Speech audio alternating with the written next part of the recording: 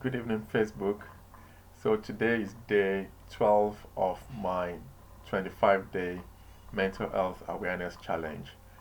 And as you know, I was invited by my dear friend, Reverend Victoria Lawrence, who was in turn invited by our friend Anthony Justin to go on this 25-day mental health challenge. So far, so good. Today I'm on letter high and I will be discussing insecurities and mental health.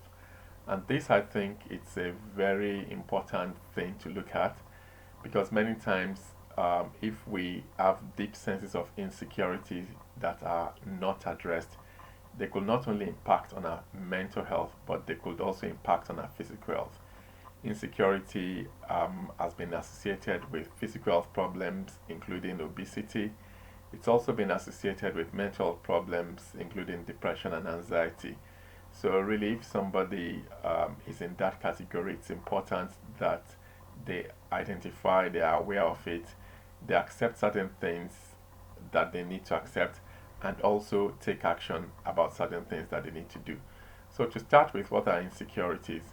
Insecurity is a sense of feeling not good enough, not smart enough, not attractive enough, not rich enough, or not popular or famous enough, or not good looking enough.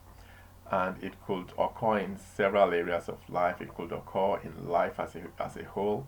It could occur in love life. It could occur in leadership.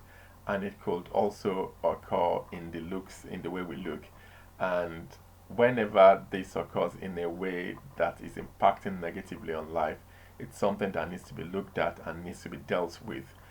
So, what are the signs of insecurity? Because that's really where to start. Because if you're not aware that you are insecure, then you may not be able to deal with it. And the reality is that a lot of people who are insecure, particularly in leadership or in love, in relationships, are not even aware of it. So, they are not able to do anything about it. So, what are the signs of insecurity? Some of the things to look out for will be a crippling sense of being perfectionist. When your perfectionist tendencies is such that it's crippling your own life, it's crippling, it's damaging your relationships, and it's affecting your performance and your output in life, it may be that that's a sign that there is some deep insecurity that needs to be dealt with. There's also people who have an oversensitive or easily bruised ego, somebody who gets very easily offended, somebody who gets very easily irritated, and that might also be because there is something there that is there is a deep sense of insecurity. There are other things such as people who feel the need to belittle other people's achievements in order to feel good about themselves. It may actually be that what they are trying to do is to mask their own sense of insecurity. There are other things like living on social media more than on in real life, measuring your personal worth or your value to community and to society solely based on your social media followership. Just to drop in something very important at this point about social media, there's quite a lot of research that's taking place, and one of them is actually a very important one. It's called the Swedish study. It took place in 2012, and it was done in one of the leading Swedish universities. And it actually found out that there was a negative correlation between the length of time people spend on social media. I don't want to mention a particular social media here, but that there was a correlation between the length of time that people spent on social media to their self esteem. And they found out that women were more affected than men, meaning that the longer people spent on social media, the less satisfied they were with their own lives, and the less their less their self-esteem and their feeling of well-being about themselves. And that's really very important for young people. I want to encourage you to really look at your social media time. And for parents who are listening today, please help your children to be able to regulate their social media time. That's really very important. What was also very interesting about that piece of research was that a third of the men who responded actually said that they went on social media with the deliberate intention of inciting other people, with the deliberate intention of making other people feel less good about themselves. So that's something to really watch out for. So in terms of what are the other signs, the other signs could also be that somebody just doesn't, they always feel the need to always be, they are excessively competitive in terms of somebody must always be on top of the class. There's nothing wrong in being excellent, aspiring for excellence, and I'm always for excellence. However, when it becomes such that it's not about personal excellence, but it's always about competition against the next person, it's always about the fact that you've got to have one up on your peers, and that you've always got to be the best dressed at the party, you've always got to ride the best car, and to the point in which you will push yourself to ridiculous extents just to prove a point, then it may be that that person is actually trying to mask a sense of deep insecurity. And we know that that's very harmful both to mental health as well as physical health. So, what's the next? What are the causes of insecurity? A lot of it goes back to childhood. Overcritical parents, overcritical teachers, peers that bullying, peers that have put one down. Those type of things may actually cause result in a an adult that is now not feeling well enough, not feeling good enough about themselves, and feeling that they are not always able or they don't measure up. There are other things such as the fact that the genes that some people inherit, some people have inherited genes that make them more likely to have an exaggerated response towards threats to their lives, and that's something they've inherited. However, it can be dealt with. There are things that people can do when they are aware of it to deal with such situations. Um, the other causes of insecurity will be people who have had betrayals in their lives, who have had rejection, or who have had periods of loneliness and isolation.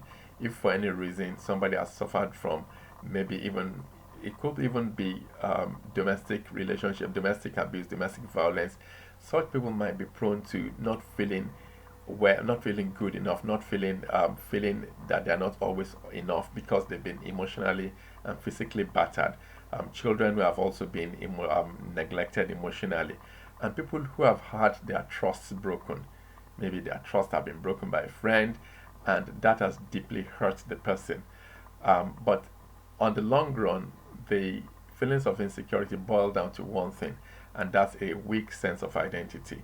It's the fact that that person's identity is no longer, they no longer, it's almost like somebody's lost in who they are. They no longer know or understand who they are, and they measure themselves by what other people feel. Just to say also that it's not always the case that it's only people who are competitive that might be expressing, that might be showing signs of insecurity. Sometimes people who are out to please at all costs as well. They're over compliant. They will do anything for anyone, not because they are really kind or they are, but because they want to be loved. They want to, they are trying to use the things that they do to buy acceptance. That might also be a sign that there are feelings of deep insecurity there. Now, what can one do? What are the things that can be done? I think awareness is key. Just that's why I've shared all the features that may actually be a telltale sign that one is insecure. So awareness is the first thing, and then the second thing is acceptance. And I want to qualify that very cautiously. I want to say that there are certain things that people are insecure about that you can't do anything about it. You can't do anything about your height. You can't do anything about your personality. You can't do anything about your ethnic or social background. That's the way you were born. That's what you've come to earth with. And there is no point trying to struggle with that. To some extent as well, things like even accent, those are things that some people have been able to polish up the accent, but the reality is your accent shows where you are from, and I don't think it's anything to be ashamed about. So those are things that we need to think about. And at this point, I just want to share a very personal experience. For a very long time, I used to be so, even into my even into my late 30s and into my early 40s, I used to be so taken up or so conscious of my personality.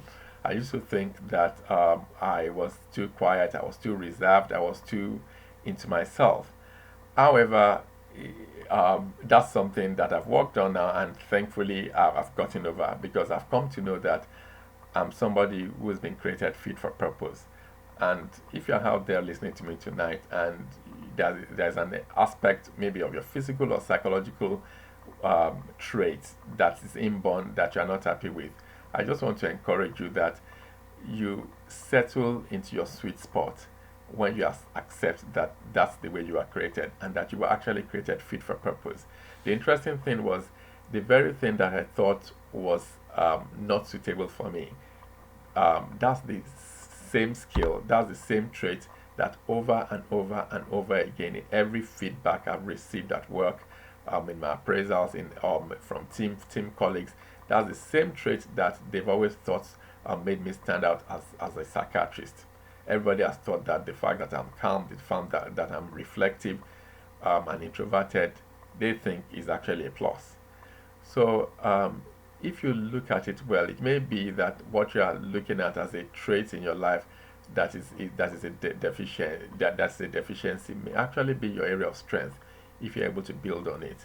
So acceptance is very key. There are certain things you can't do anything about, and it's best to accept them.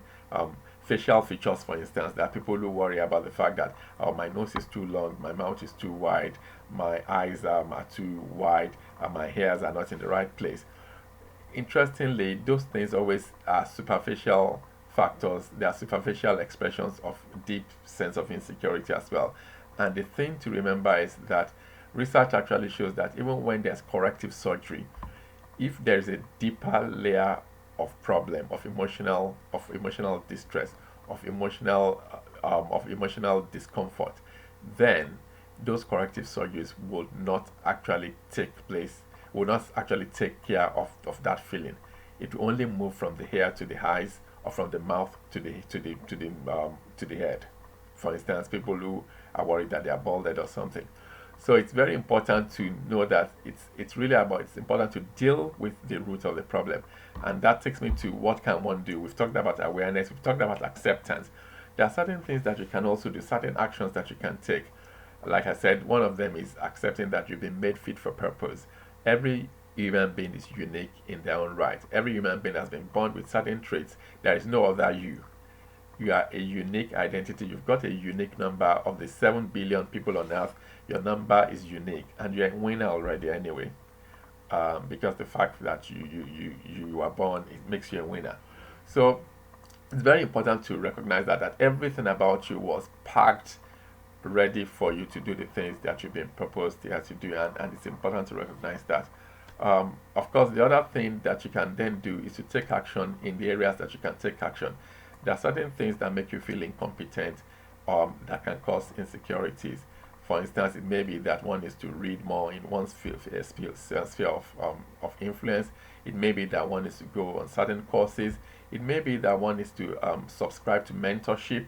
It may be that one is to take maybe etiquette lessons if you are somebody who needs to always be out there and interacting, and you feel you're out of your depth in your social circles. You feel that you need to interact in circles that you are not very accustomed to their manners and to what's right and what's wrong. Then by all means go and take etiquette lessons. Whatever it is that you can correct that is causing the insecurity, please by all means address it. And of course, the other thing is, sometimes one of the greatest things you can do to deal with your insecurities is, one, to confront them. Another confession, up until I started this series of videos, I didn't believe it or not. I know that might sound very difficult to believe, but the reality is that I didn't like to really be on camera. Even though I've been on camera several times, it wasn't something that I really was comfortable with. Over time, that's become better. But that's just to say that sometimes we need to actually confront the fear. And the last thing I wanted to say is that sometimes it's also important to confide in others. So 5 things: awareness, acceptance, and the other thing is taking action, confronting the fear, confronting the areas that makes you feel insecure, and finally confiding in somebody. The benefit of a second opinion, the fact that somebody else looks at the situation and is able to give you an informed, unbiased view, might actually be so liberating. I want to conclude on this note. Insecurities is something that I recently wrote about. It's titled Overcoming Insecurities in Life, Love, Leadership, and Looks. And that article was published in Testify magazine of September 2020. So it's just really very fresh. So if you want to read more about my thoughts on insecurity and mental health, please check that out on Testify magazine website. It's a Testify newspaper, and it's the September edition, and it's titled Overcoming Insecurities in Leadership, Love, Life, and Looks. So thank you once again for listening to this video. It's a bit of a long one, but I really do hope you've benefited from it. And also, I would really like to hear from you. Please let's share opinions, let's share views. What have you done to overcome your insecurities? What helps you to establish your own sense of identity? And how can you help others? Thank you for listening, and I look forward to recording tomorrow's video. Bye for now.